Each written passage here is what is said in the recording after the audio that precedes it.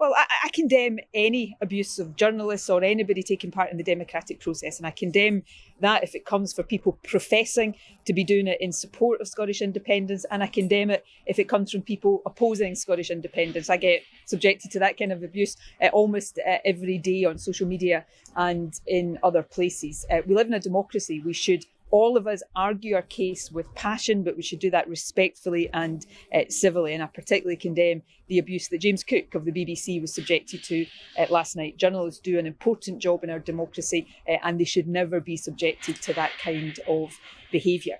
But I think most people in Scotland would have been focusing more on what happened inside the Tory hustings last night, which, if you are in Scotland, seems completely out of any touch with what people are experiencing. Neither of these Tory candidates had anything to say to Scotland that was relevant to the issues that are important right now.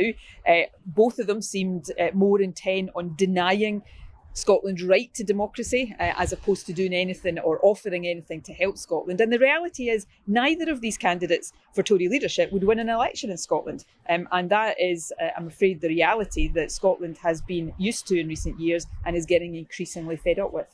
I will condemn any abusive behaviour. I'm not responsible for it. I wasn't in Perth last night. It wasn't being done in my name.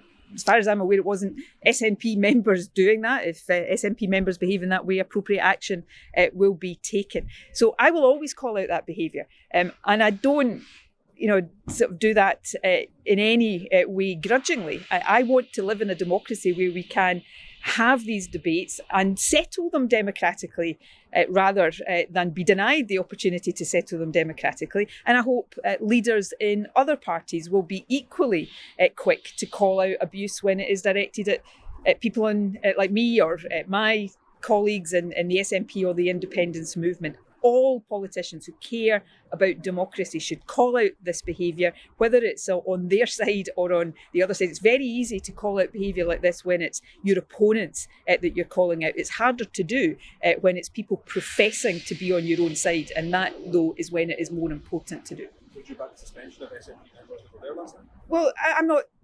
Nobody said to me that the people who were abusing James Cook were SNP members, so I'm not going to get into hypothetical speculation. I'm calling out that behaviour, and I will do that unreservedly. But let's, remember, we should all be uniting to do that.